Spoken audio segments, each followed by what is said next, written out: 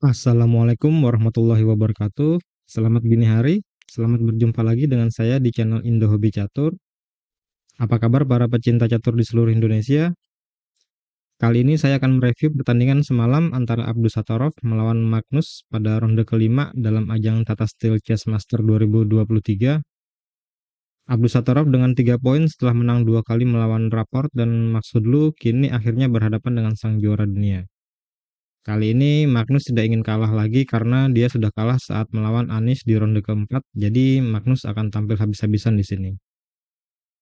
Oke, mari kita lihat permainannya seperti apa. Magnus membuka dengan pion ke C4, pion ke C5, pembukaan Inggris, kuda ke F3, kuda ke F6, kuda ke C3, kuda ke C6, pembukaan Inggris simetrikal, lalu pion ke E3, pion ke E5. Setelah ini biasanya putih memainkan pion D ke D4. Magnus berpikir Nordirbeck pasti sudah hafal dengan varian pion ke D4. Makanya Magnus memainkan langkah berbeda dengan gajah ke E2. Lalu pion ke D5. Nordirbeck ingin menguasai petak pusat. Pion C makan pion di D5. Kuda memakan pion di D5. Magnus rokade. Lalu gajah ke E7. Gajah ke B5.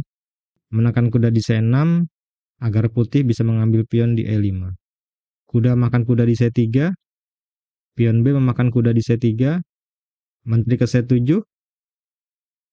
Untuk melindungi pion di E5, Magnus menyerang dengan pion ke D4.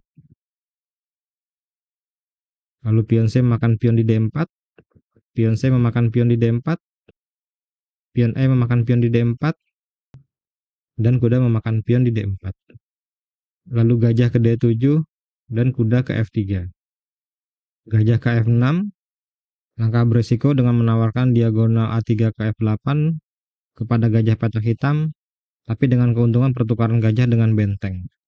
Lalu gajah ke A3, Magnus menerima tawaran Nordirbeck, dan Nordirbeck mengambil benteng di A1, gajah makan benteng di A1, menteri memakan gajah di A1, dan Nordirbeck memilih untuk rokade di sayap menteri. Di sini, jika putih bermain serakah dengan mengambil pion di G7, maka berakibat fatal dengan terbukanya lajur G dan memudahkan putih untuk menyerang. Lalu benteng ke C1, menghalangi pindahnya kuda hitam dari petak C6, raja bergeser ke B8, dan menteri memakan G7. Magnus sepertinya tidak takut dengan ancaman hitam dengan lajur G yang setengah terbuka. Lalu dilanjut dengan benteng H ke G8 mengancam menteri. Menteri ke B2. Jika Magnus memilih untuk memakan pion di H7. Lalu gajah ke G4 mengancam kuda. Gajah ke E2 melindungi kuda. Setelah gajah makan kuda di F3, gajah makan gajah di F3. Lalu benteng ke H8. Menteri ke C2. Setelah menteri memakan pion di H2, raja bergeser. Maka pertahanan putih akan tetap kuat dengan adanya gajah di petak F3. Oke, kita kembali lagi. Sebelumnya Magnus melangkahkan menteri ke B2. Nordirbeck melanjutkan dengan gajah ke G4.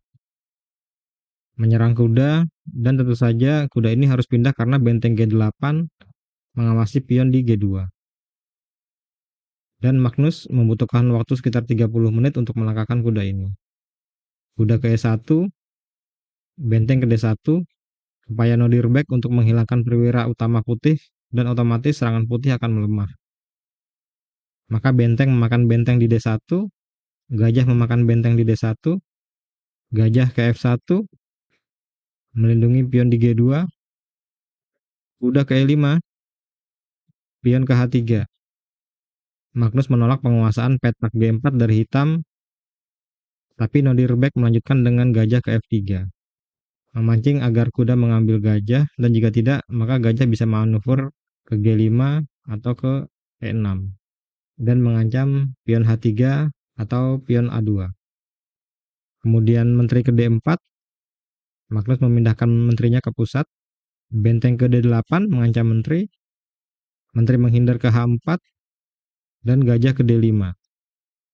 Lalu menteri memakan pion di H7, gajah ke C4, kembali mengajak pertukaran untuk mengurangi perwira yang melindungi raja. Gajah ke B2, menyerang kuda hitam, gajah makan gajah di F1, raja makan gajah di F1, menteri ke C4, skak, raja bergeser ke G1, lalu kuda ke C6, lalu kuda ke F3, dan menteri memakan pion di A2, sekaligus mengancam gajah dan membebaskan pion A dan B untuk promosi. Gajah lari ke F6, sekaligus mengancam benteng di petak D8, benteng ke D1, skak, raja pindah ke H2, lalu pion A5. Kuda ke D4, menteri ke D5, lalu menteri ke C2, mengancam benteng, menteri ke D6, skak, dan Magnus menutup dengan pion ke F4. Lalu benteng memakan kuda di D4. Nodirbek melakukan pertukaran dengan cara terbaik dikarenakan gajah gantung di petak F6. Tentunya tidak bisa dimakan dengan pion karena Magnus akan kehilangan gajahnya. Jadi Magnus mengambil benteng dengan gajah, kuda makan gajah di D4, dan pion E memakan kuda di D4. Menteri memakan pion di F4, skak, ditutup dengan pion ke G3, dan menteri mengambil pion di D4. Dan kini Nodirbek memiliki 3 pion dengan 2 pion bebas yang gandeng di sayap menteri berbanding 2 milik Magnus dengan 1 pion yang bebas di lajur H. Pion H4, Magnus segera mendorong pionnya. Pion A4, menteri ke A2, mengancam pion di petak F7, pion ke F5, pion H5, dan menteri ke H8. Magnus mengambil pion di A4 karena sudah tidak dijaga oleh menteri. Menteri memakan pion di A4, dan Nodirbek mengambil kembali pion yang hilang. Menteri memakan pion di H5, skak, raja ke G1, dan menteri ke F3. Ini adalah posisi penting dalam permainan. Nodirbek menjaga pionnya di petak B dan juga di petak F, sekaligus mengancam pion di petak G. Lalu raja ke H2, Magnus menjaga pion. Dalam kondisi seperti ini, maka sulit bagi Magnus untuk mendapatkan langkah bagus. Dengan kalah 1 pion yang jaraknya berjauhan, jadi apapun yang dimainkan, hasilnya adalah kalah. Lalu menteri ke E2, skak, raja ke G1, dan menteri ke E5. Lagi-lagi langkah terbaik dari Nodirbek memudahkan menteri untuk mengawasi pion agar bisa maju ke petak B5, sekaligus mengancam pion putih di petak G3.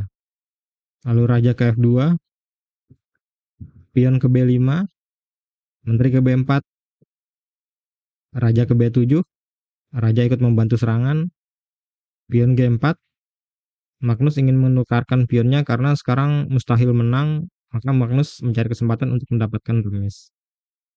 Nodirbek menerima dengan pertukaran, pion F makan pion G4, dan Magnus memakan pion hitam di G4. Lalu raja ke B6, menteri ke G8, pion B4, Nodirbek terus mendorong pionnya, raja ke F3, raja ke B5, raja ke G2, tidak ada jalan lain bagi Magnus karena menteri mengawasi petak ini dan petak ini. Lalu menteri ke E2, skak, raja ke G3, menteri ke E3, skak lagi, raja turun lagi ke G2, dan pion maju lagi ke B3. Selangkah demi selangkah, pion B terus maju dengan pengawalan menteri dan rajanya. Lalu menteri ke B8, skak, raja ke C4, menteri ke G8, skak kembali, dan raja ke C3. Menteri ke C8, skak lagi, menteri ke D2. Menteri ke H8, mengawasi petak B2 sekiranya pion hitam maju tanpa pengawalan. Dan tentu saja raja ke C2. Menteri ke C8, skak lagi, dan raja ke D1. Lalu menteri ke H8 kembali mengawasi petak B2. Menteri ke D2, skak, raja ke G3, dan tentu saja pion ke B2. Dan di langkah ke-60, Magnus menyerah. Magnus harus menerima kenyataan ia harus kalah 2 kali berturut-turut dalam format klasik, yang mana hal ini sudah lama tidak dia alami.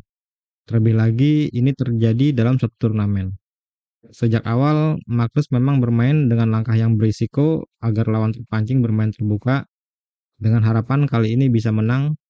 Tapi sepertinya Nodirbek sudah bisa mengkalkulasi lebih dalam di setiap langkahnya, karena dia menang bukan mengandalkan langkah blunder lawan, tapi mencari yang terbaik di setiap langkahnya. Dan itu bisa kita lihat saat dia bermain imbang melawan Caruana dan Gukesh dengan akurasi langkah di atas 98,5%. Dan Magnus sepertinya kurang menyadari hal itu. Oke, sekian saja review kali ini dari saya. Semoga teman-teman menikmati video kali ini. Jika ada saran dan kritik, silahkan ketikkan di kolom komentar. Dan jika teman-teman suka, klik like, klik dislike jika tidak suka, subscribe agar saya bersemangat membuat video-video menarik lainnya yang pastinya masih dari dunia catur. Terima kasih dan sampai jumpa di video berikutnya. Assalamualaikum warahmatullahi wabarakatuh. See ya.